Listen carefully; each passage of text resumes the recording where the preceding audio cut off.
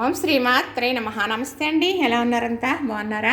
నేను కూడా బాగున్నానండి. ఈరోజైతే మరి పెసరపప్పు చేసే విధానం పూర్వం పెద్దవాళ్ళు ఇలా చేసుకునేవారు. ఆ విధానం మీకు నేను చూపిస్తాను.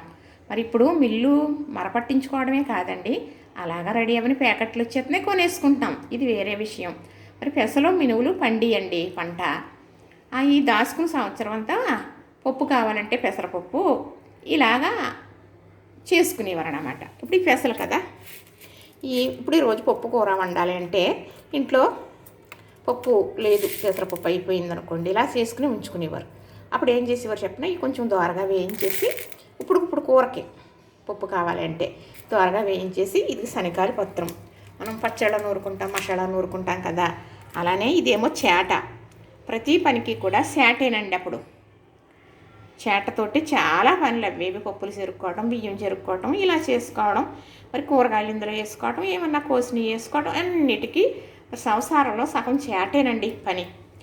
చక్కగా ఈ చేట అయితే మా అమ్మగారిదండి. మా అమ్మగారు మరి స్వర్గత్తులు అవి 18 సంవత్సరాలు అయింది. ఈ చేటను చాలా భద్రంగా దాచుకుంటాను. మరి ప్రతి వస్తువులోని అమ్మ వస్తువు ఏదున్నా మనతో అమ్మ ఉన్నట్లే అని చెబుతాను కదా. అంతెందుకు, మనం బ్రతుకున్నంత కాలం కూడా మన అమ్మ ఉన్నట్టే మనతో. ఎందుకంటే ఆవిడ రక్తం మనలో ఉంది కదా, ఎప్పుడూ మర్చిపోకూడదు. మా అమ్మదండి చేట. ఈ చేట గురించి ఇంకొకసారి చెబుతాను. ఇప్పుడు ఈ పెసలు పప్పు చేసే విధానం మీకు నేను చూపిస్తాను. ఇప్పుడు ఈ పెసలు ఇందులో వేసేస్తున్నానండి. ఇప్పుడు ఈ శనగకాయల పత్రం ఉంది కదా, దీంతో ఇలా నవ్వుతే మద్దల్లాగే అవుతుంది తప్ప పిండిలాగా అవ్వదండి. అమ్మ అప్పటికప్పుడు పప్పు కావాలంటే ఇలా చేసేది. మా అమ్మాయి కాదండి, అందరూ చేసుకునేవారు. ఇలాగా అందరూ చేసుకునేవారు పూర్వం. ఇప్పుడు ఎవరండి ఇలా చేసేవాళ్ళు? ఇప్పుడు ఈ పెసరపప్పు కావాలంటే పెసలు ఎలాగా, పెసలు ఉన్నాయి కదా, ఈ పెసలు ఇలా చేసుకోవచ్చు. చేస్తున్నాను అనమాట చూపించడం కోసం. పూర్వం అయితే ఇలా చేసుకునేవారంటే 2 కొంచాలు 3 కొంచాలు వేపేసుకుని తిరగల్లో ఇసురుకుని పప్పుల డబ్బాలో పోసుకుని ఉంచుకునేవాళ్ళండి. అర్జెంటుగా పప్పు అయిపోయింది అనుకోండి, అవసరానికి కావాలనుకోండి, అలాంటప్పుడు ఒకసారి పెసలు వేసేసుకుని చల్లారిక ఇలా సేటలు వేసుకుని ఇలా శనగకాయల పత్రంతో నూరితే పప్పు అయిపోయిందండి. ఇలా నూరుకుంటే కూడా నూరబుద్ధి వేస్తుంది. ఈ కరకలు ఆడుకుని నలుగుతాయి కదా. దీని దగ్గర ఆశ్చర్యం కూడా మీకు, ఎందుకంటే పిండి అనేది అవ్వదండి. మనం ఇల్లు ఆడించిన బద్ద కొనుక్కున్నప్పుడు బద్ద ఎలా ఉంటుంది అలాగే ఉంటుంది తప్ప కనీసం పిండి కూడా అవ్వదు. పప్పు అయిపోయింది కదా. ఇప్పుడు పప్పు ఎదరికి రావాలి, పెసలు పెరుగు కావాలి. ఆ పెరుగు చూపిస్తాను మీకు.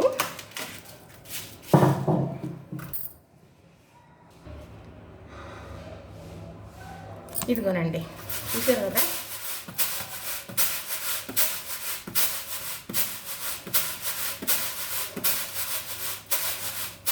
చూసారా, ఈ పెసర వెనక్కి వచ్చేసింది.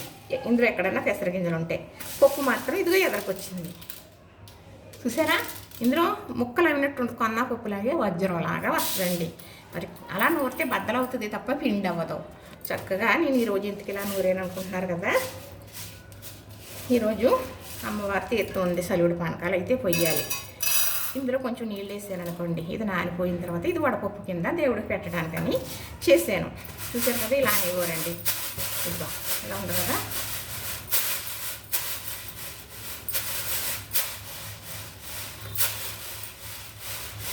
చూసారా, ఇందులో మిగులున్న పెసలు ఎలా వచ్చేసినాయో చక్కగా ఇలాగా ఏం చేసేవారంటే అలా ఒకసారి ఇలా నూరేసేవారండి.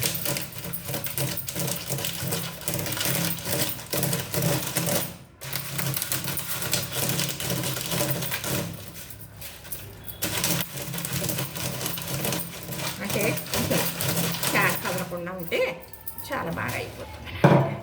అంతేనండి, ఏమన్నా.